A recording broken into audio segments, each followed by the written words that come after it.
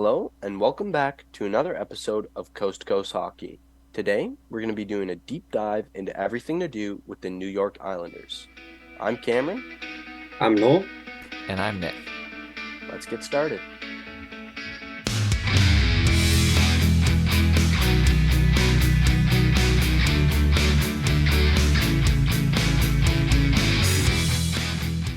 Quiet offseason for the Islanders and Lou Lamoriello as they only brought in Julian Gauthier, Carson Kuhlman, and Jackson Cates on a PTO.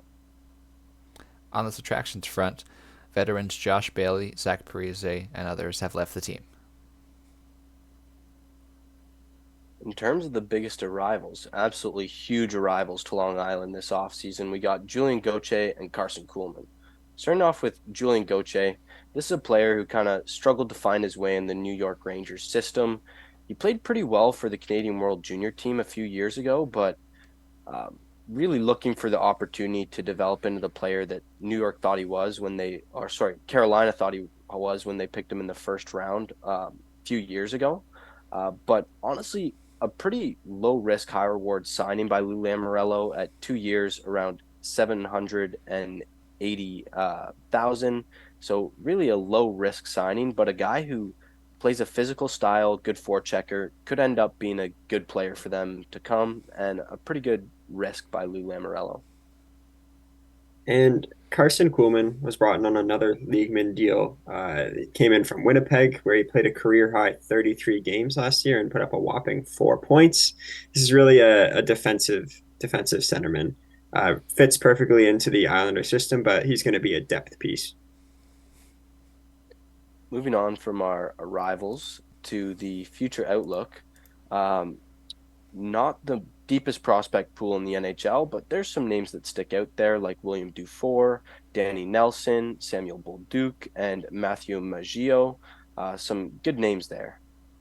Or Looking at their Maggio. draft capital, you can see that they still have their first round picks through 2024 to 2026. So that's always a good sign.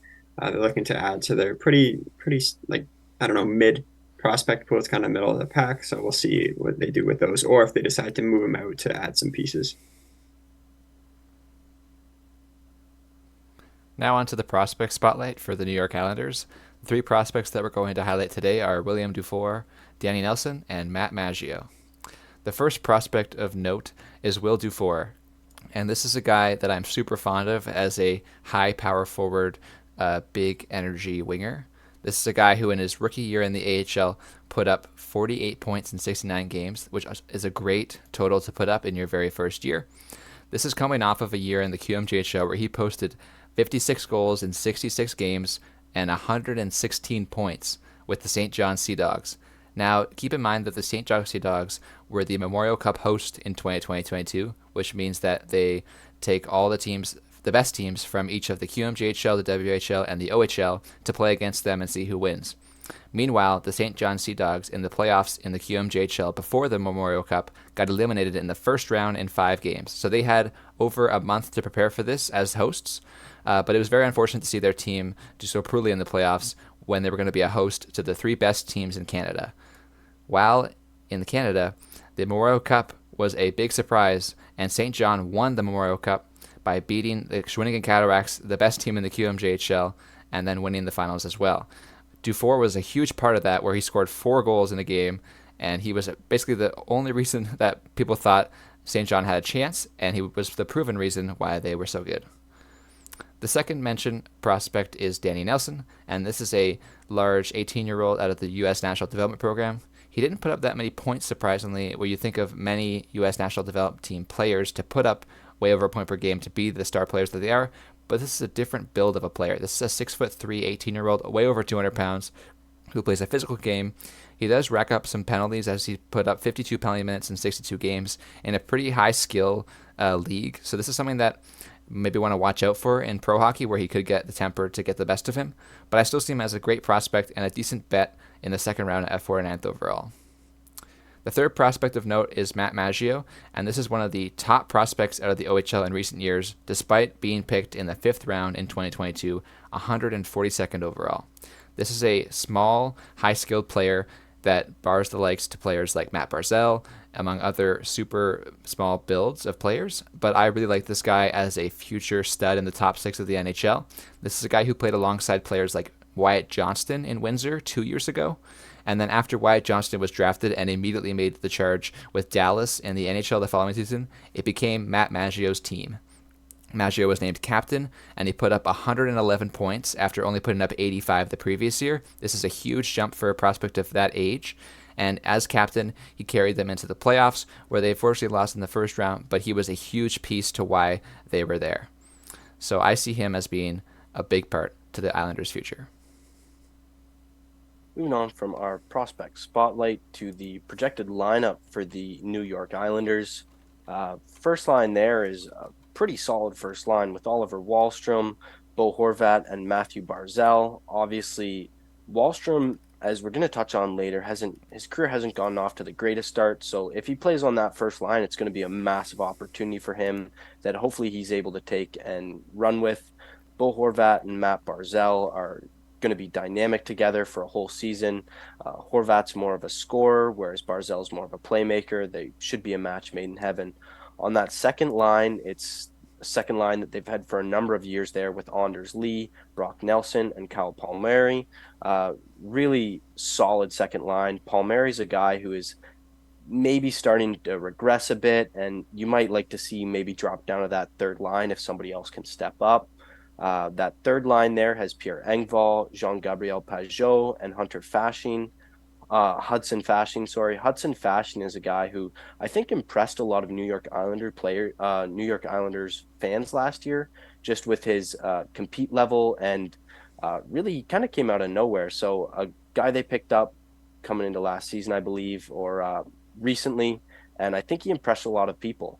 That fourth line there has Matt Martin, Casey Cizikas, and Kyle Clutterbuck, one of the most physical fourth lines in the NHL.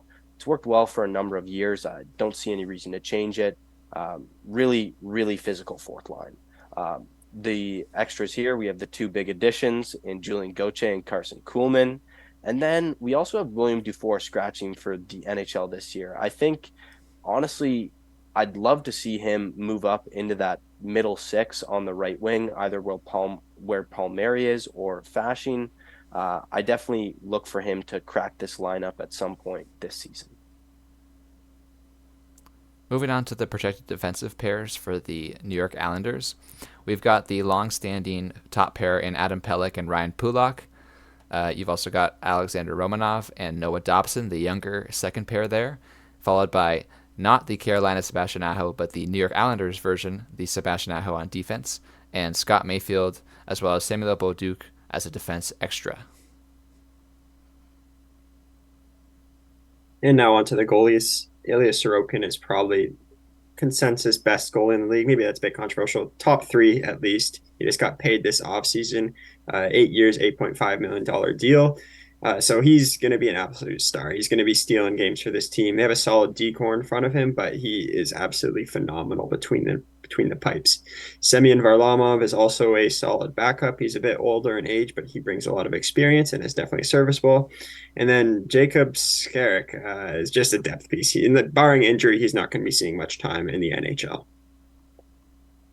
Moving on from our lineup for the Islanders, we're going to look at some storylines that are surrounding the team coming in this season. So the first one there is kind of a long-standing storyline, I guess, with this team. Just the fact that ever since they've kind of taken over this defensive identity, they've been a team that really needs to add some goals and some scoring to their lineup. So it was an issue they sought to address this offseason. They did not do that in Julian Gauthier or Carson Kuhlman, unfortunately. They were at one point heavily rumored to get Vladimir Tarasenko. That ended up falling through. He went to the Ottawa Senators. So it looks like if they are to improve the scoring on this team, it's going to have to be through trade. So yeah, it seems like this team's always in on the high octane offensive players.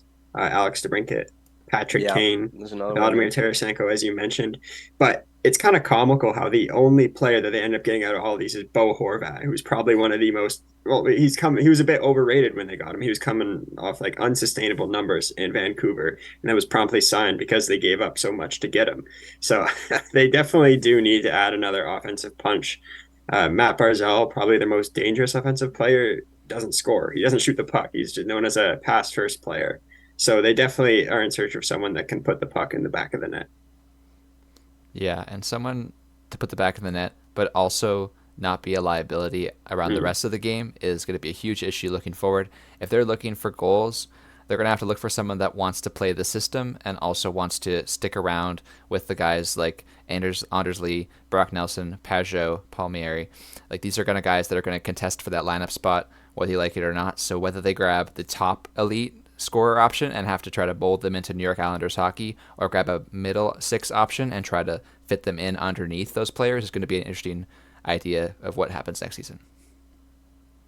I think Pajot's a guy that they could move out as part of a deal to maybe get another more offensive player in. I think his cap hits around 5 million, so you might have to move a guy like him out to upgrade on offense. So it'd be pretty interesting. I mean, just a couple of names that come to mind are Mark Scheifele, who we talked about before. Not very good defensively, so may not fit the culture, but he really meets that need of needing a goal scorer. And if you were able to run Mark Scheifele as your second line center behind Bo Horvat, I think that would really be quite a dynamic 1-2 punch down the middle. Another guy who recently just got moved to center is William Nylander. If he ends up being moved by Toronto, which seems very unlikely, but I would definitely expect the Islanders to be one of the first teams calling the Toronto Maple Leafs, trying to get William Nylander into their team.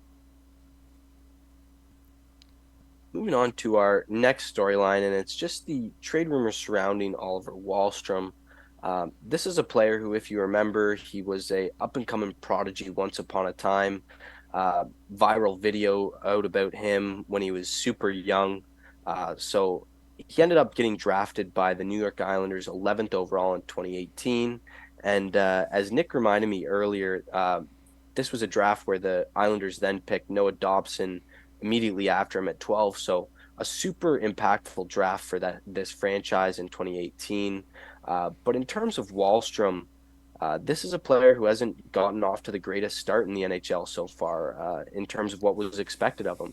Last season, he had 16 points in 35 games, so he was obviously dealing with some injury issues. But even the season before that, he only had 24 points in 73 games. So really not the production you'd be expecting from such a highly touted prospect as Wahlstrom was.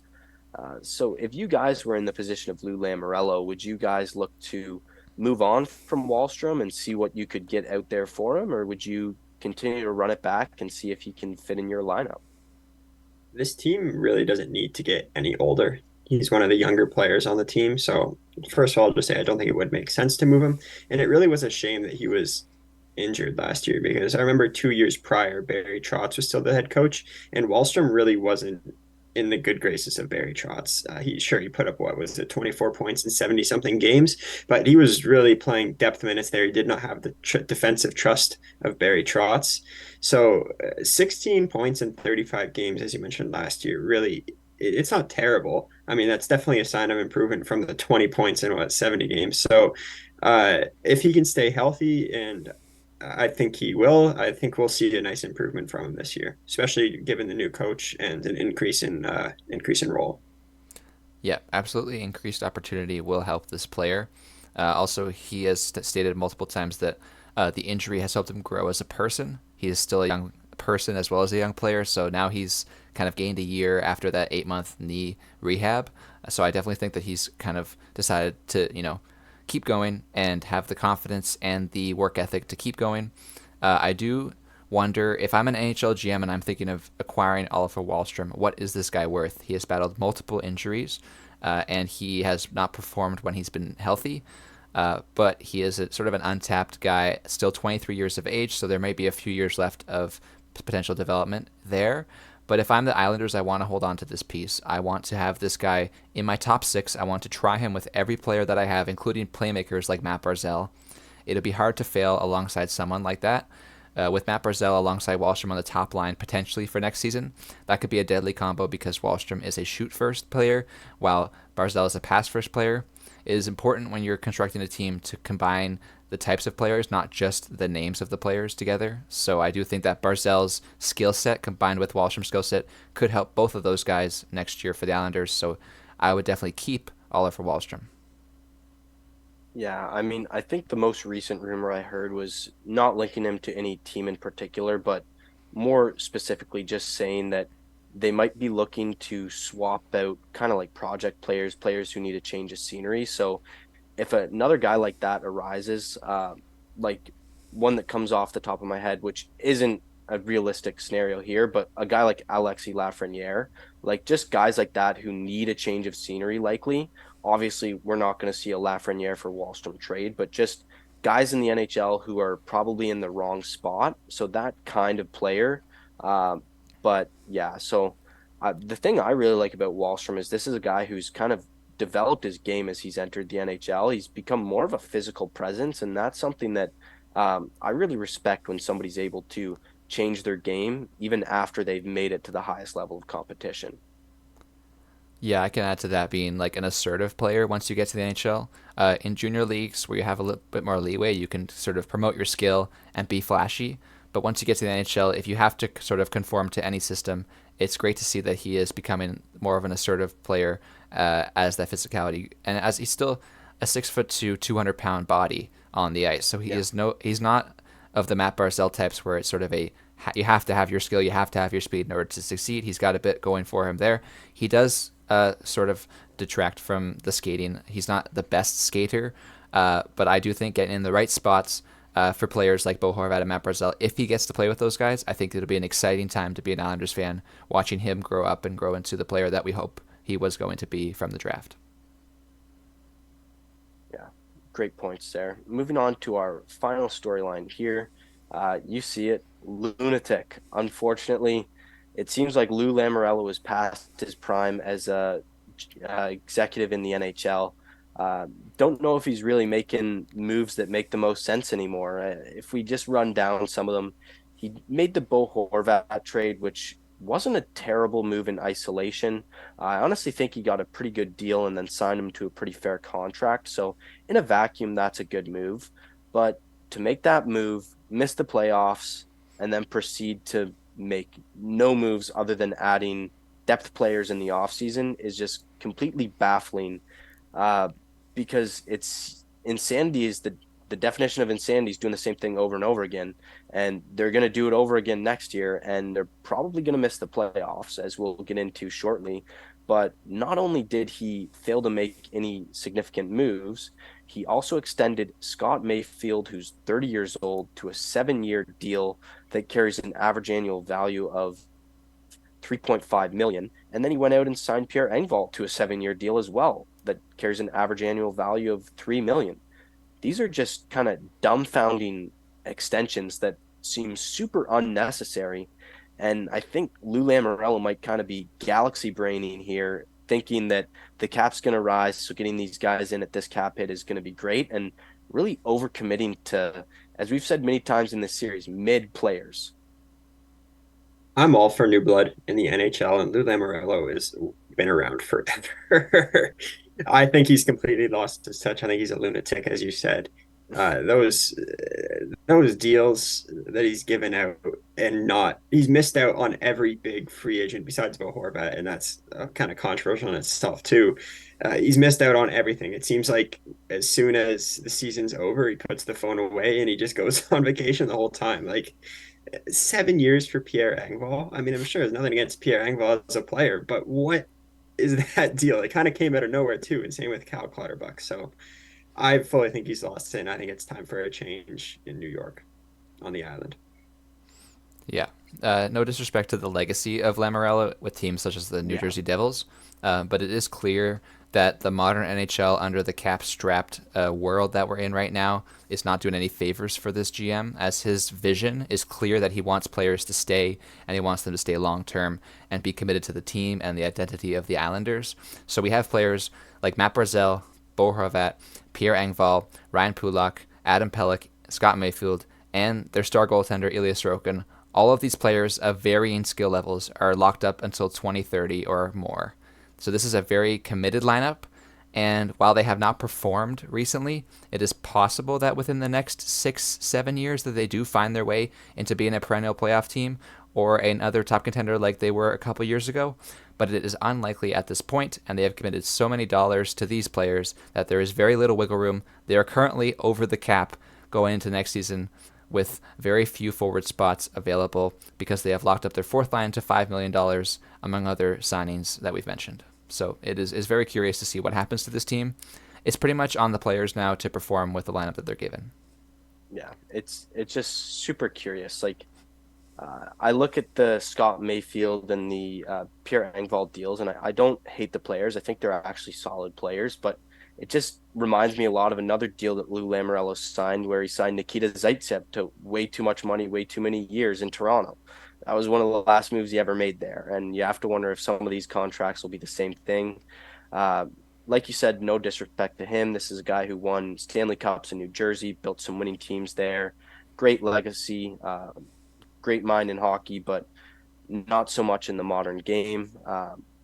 Just I think the lack of flexibility that he's given this team is so terrible. Like I think flexibility is really underrated as something everybody's about term, but there's something to be said about flexibility as well. Moving on to our final segment here, we're just going to go over a broad overview of the offseason and the upcoming season for the New York Islanders. So you can see the offseason grade there, one of the first Ds we've ever given out. Uh, just the fact that they went out and made such a blockbuster trade at the deadline and then proceeded to follow it with depth signings, no cap management, and questionable long-term contracts to aging players. It just none of it adds up. It doesn't make any sense. So unfortunately, Lou Lamoriello's getting a D for this offseason. Moving on to the offensive strength, it's going to be a B minus. It's well known this team has trouble scoring goals. They're really going to have to hope that Bo Horvat is going to be able to refine his scoring touch he had last year, but that seems unlikely. It was most likely an anomaly. He dropped down as soon as he came to New York, so that's going to be a B minus there. The defensive strength is a B plus. I think it's a pretty good D core. Pelech and Pullock are two elite defensive defensemen, in my opinion.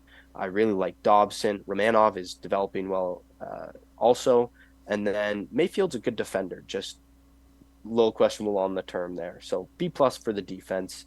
And then A plus in net, you got Sorokin, who a lot of people would debate is the best goalie in the NHL, and Varlamov, sorry, is a good backup behind him there. Future outlook is going to be a C minus. Uh, just the fact that they have such a depleted prospect pool, especially after trading to Ratu. Uh, just really difficult looking prospect pool there and not many young players.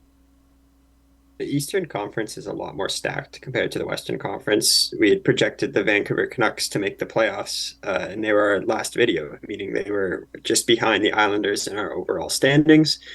We have them fifth in the Eastern Conference wildcard race, and the only reason I can see him being higher, making the playoffs, if Sorokin is from another planet. Like he'll have to stand on top of his head for this team to have a chance. They they have a lot of good pieces, but they're really lacking star power, and their system's so structured like defensively, and they struggle to score. So it's really hard to win if you can't score. So they're going to really need to rely on Sorokin and their defense to carry them all away. And I don't think that's a winning strategy. Moving on to our final summary here. Uh, in terms of our individual rankings, Nick had them ranked 17th, Noel had them ranked 20th, I had them ranked 16th, and none of us had them making a playoffs for an aggregate ranking of 18th and no playoff spot for the New York Islanders. In terms of where they finished in the entire league, we're going to put them at 18th. So not quite the year that I'm sure Lou Lamoriello was hoping for, especially after that big Bo Horvat acquisition, but only time will tell. And hopefully for Islanders fans, they're able to push into the playoffs because this is a team that's shown that once they get there, you never know what can happen. So thanks so much, guys, for watching. We hope you guys enjoyed this video. Make sure to tune into the next one, and please like, comment, and subscribe.